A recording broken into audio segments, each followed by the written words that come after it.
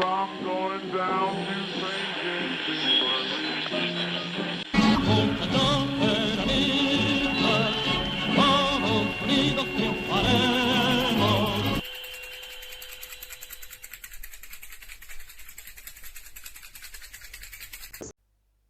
En septiembre de 1955, las Fuerzas Armadas derrocaban el segundo gobierno de Perón, tras lo cual este se vería obligado a exiliarse, primero en Paraguay y más tarde en Madrid, donde se casó con María Estela Martínez.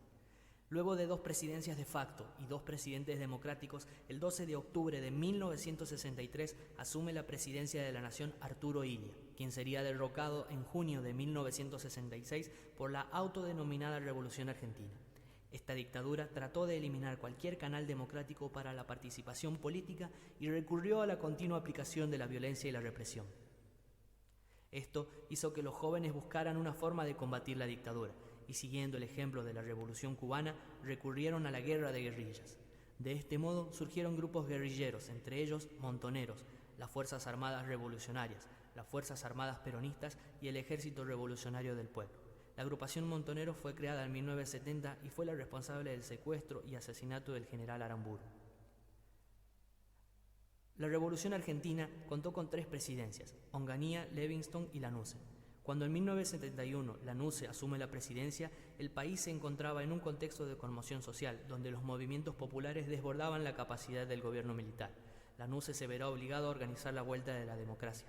Para ello, y tratando de evitar que el peronismo triunfara en dichas elecciones, se impulsó una cláusula que demandaba que los candidatos se encontraran viviendo en el país desde agosto de 1972.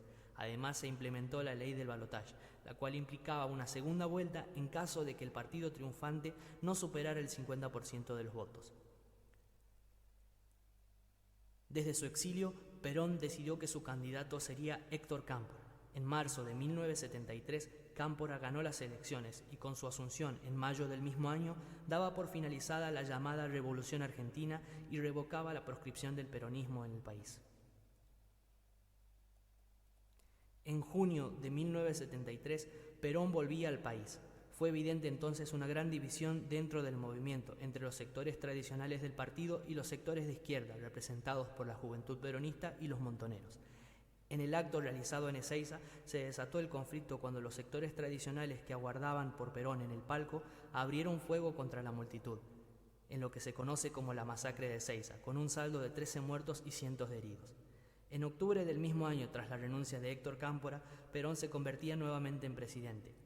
La relación del mandatario con el movimiento de Montoneros fue deteriorándose hasta el punto de que meses después se creó un grupo militar conocido como la AAA, Alianza Anticomunista Argentina. Bajo el mando de López Rega, este grupo fue responsable de la desaparición y muerte de al menos 700 personas. Los lazos terminarán de cortarse cuando en mayo del 74 Perón echó de la Plaza de Mayo a los Montoneros y a la Juventud Peronista. José Bergelbart fue el ministro de Economía del gobierno de Perón.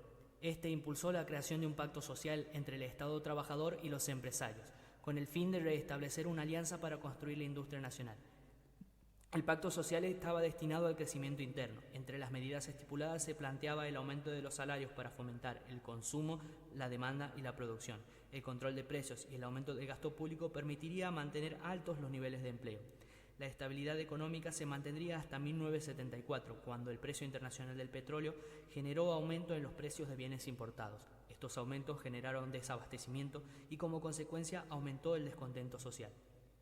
El 1 de julio de 1974, al fallecer el presidente, asume el gobierno su esposa, María Estela Martínez. Su presidencia, sin embargo, concluyó en 1976 tras el golpe cívico-militar encabezado por el general Rafael Videla, que dejará un saldo de 30.000 desaparecidos.